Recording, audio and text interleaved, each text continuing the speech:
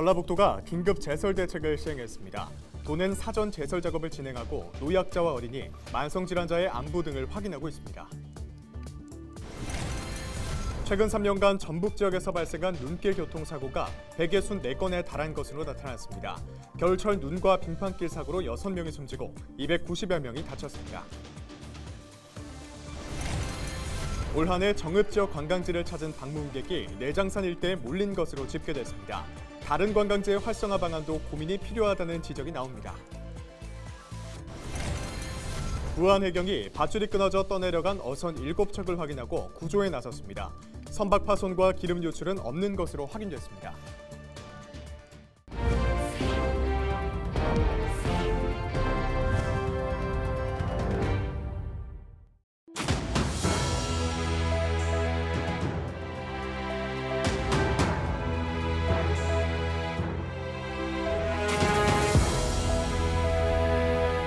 여러분 안녕하십니까? 헬로티비 전북 뉴스입니다.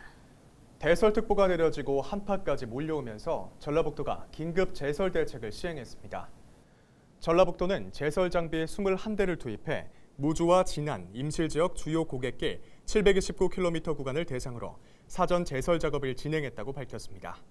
또 국도와 지방도 등에 제설 장비 500여 대와 인력 500여 명을 투입해 제설제 1,800여 톤을 살포했다고 덧붙였습니다. 눈에 취약한 주거형 비닐하우스는 주민과 연락체계를 유지하고 필요할 경우 한파 쉼터로 대피할 수 있도록 했습니다. 노약자와 어린이, 만성 질환자의 경우 외출을 자제하도록 문자 발송과 마을 방송으로 안내하고 재난도우미가 전화를 걸거나 직접 방문해 안부를 확인하고 있다고 설명했습니다. 최근 3년간 전북 지역에서 발생한 눈길 교통사고가 164건에 달한 것으로 나타났습니다. 전북경찰청은 지난 2019년부터 3년간 도내에서 발생한 눈길 교통사고 가운데 겨울철 눈과 빙판길 사고로 6명이 숨졌고 290명이 다쳤다고 밝혔습니다. 경찰은 오는 21일부터 내년 2월 28일까지 100일간을 겨울철 폭설 대비 교통안전 관리 대책 기간으로 설정해 적극적으로 대응할 예정입니다. 오색빛깔 단풍으로 물들었던 내장산이 밤사이 흰 눈으로 옷을 갈아입었습니다.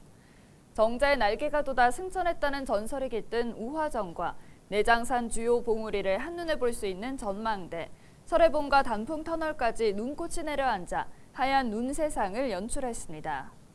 내장산 국립공원은 문화체육관광부와 한국관광공사가 선정하는 한국관광 100선에 올해로 5번째 선정됐습니다. 올 한 해 정읍 지역 관광지를 찾은 방문객이 140만 명을 넘어선 것으로 조사됐습니다. 그런데 이 가운데 절반 이상이 내장산 일대에 몰린 것으로 나타났는데요. 다른 관광지 활성화 방안도 고민이 필요해 보입니다. 이나라 기자가 취재했습니다. 고운 단풍으로 유명한 정읍 내장산. 올해 단풍철에만 약 44만 명이 찾을 정도로 정읍 지역 관광지 가운데 가장 많은 입장객 수를 기록했습니다. 정읍시는 내장산 주변 내장호에 조형물을 설치하고 용산호 주변에는 리조트와 복합 레저 공간을 조성해 관광객을 유입시킬 계획입니다. 지금 내년 2023년에서부터 2025년간 3개년 계획으로 4,260억을 투입해서 내장 활성화, 사계절 관광지화를 만들려고 노력하고 있습니다. 정읍의 주요 관광지 입장객 통계를 보면 1월부터 10월까지 관광지 입장객 수는 약 142만 명. 그런데 이 가운데 절반 이상이 내장산과 그 인근의 골프 리조트, 캠핑장에 쏠렸습니다. 나머지 관광지 중 10월 기준 입장객 수가 1만 명이 채 안 되는 관광지는 10곳이 넘습니다. 정읍시가 12년 전 20억 원을 들여 지은 정읍 첨단과학관.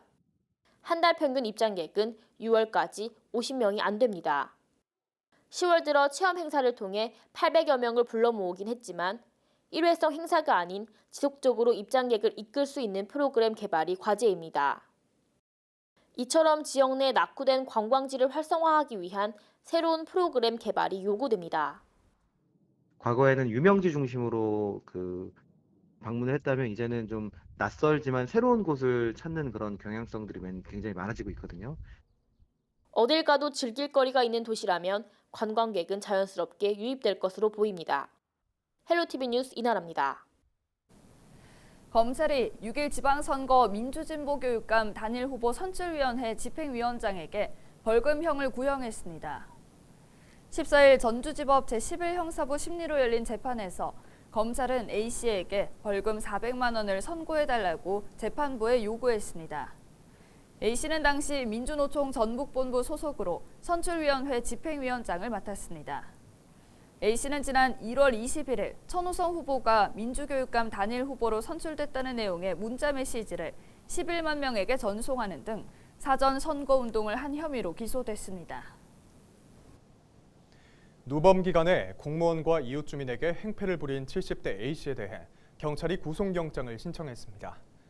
김제경찰서는 특수협박과 공무집행방해 등 혐의로 A씨를 붙잡아 조사하고 있습니다.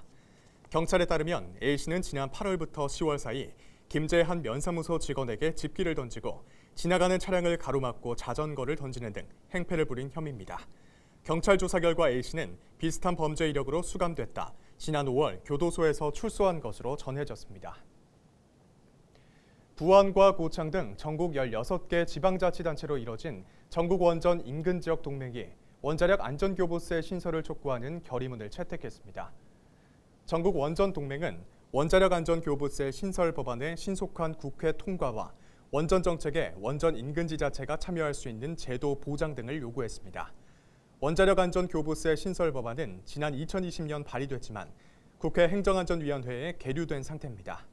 전국 원전동맹 부회장을 맡은 권익현 부안군수는 최근 한빛원전 4호기가 재가동에 들어갔다며 부안과 같은 원전 인근 지자체가 주민 안전을 책임지고 주민들은 안전 위험에 상응하는 보상을 받을 수 있도록 법안 통과가 절실하다고 주장했습니다. 부안해양경찰서가 강풍에 밧줄이 끊어져 떠내려간 어선 7척을 확인하고 구조에 나섰습니다. 해경은 14일 오전 6시 반쯤 연결된 어선 7척이 떠내려간다는 신고를 받고 파출소 연합구조정과 해경구조정을 급파했다고 밝혔습니다. 현장에 도착한 해경은 선박 파손과 기름 유출이 없는 것을 확인하고 각 선박 선장에게 상황을 알렸습니다.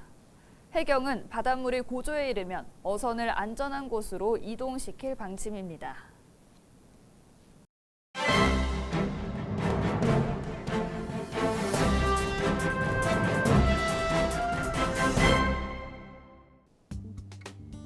신문브리핑 전북일보 기사입니다. 새만금 내부 개발 30년간 공공개발은 터덕이고 민간개발은 제로인 가운데 새만금 개발청의 역할이 도마 위에 올랐다고 합니다. 장밋빛 청사진만 제시하고 있을 뿐 동서민 남북도로를 제외하곤 이렇다 할 성과를 내지 못하고 있기 때문인데요. 현재 새만금에는 문여도 광역해양레저단지 등 공공주도 6개, 신시 야미지구와 같은 민간주도 6개 사업이 계획돼 있다고 합니다.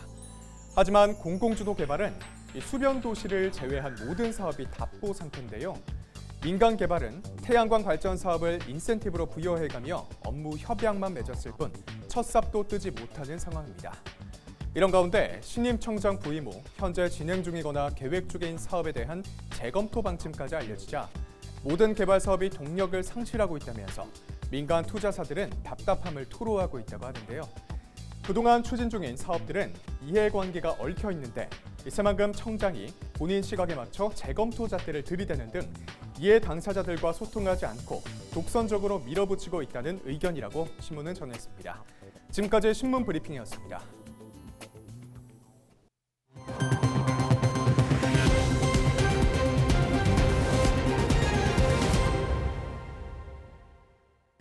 민선 8기 전북도의 첫 번째 본예 예산이 최종 9조 8천여억 원으로 확정됐습니다. 전북도는 내년도 본예 예산은 9조 8,618억 원으로 전년 대비 8.4% 증가했다고 밝혔습니다. 중점 투자 예산은 민생경제 대책과 혁신산업 기반 지원이 1조 48억 원으로 가장 많았습니다. 민생경제 활성화, 안전한 전북, 또 도민과의 약속을 지키는 예산, 특히 청년과 교육 협치에 관한 약속을 지키는 데 신경을 쓰겠다. KTX 정읍역 광장 활성화를 위한 시민 토론회가 열렸습니다.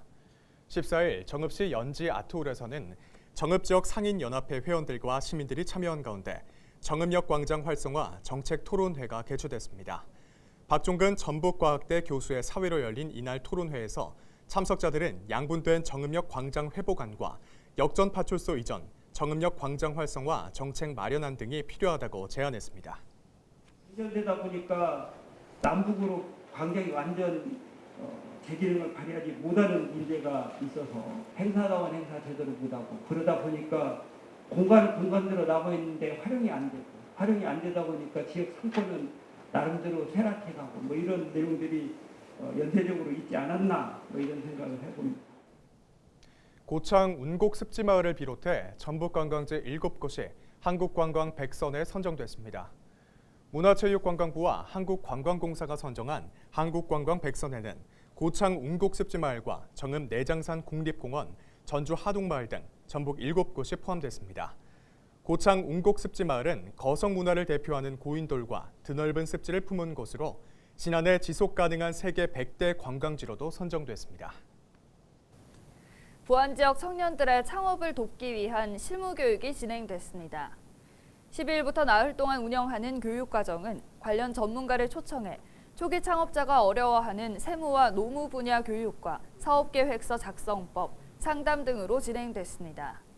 부안군은 사업화 전략 부재와 같은 시행착오를 겪는 예비 청년 창업가에게 도움이 될 것으로 기대했습니다. 이상으로 뉴스를 마칩니다. 함께해 주신 여러분 고맙습니다.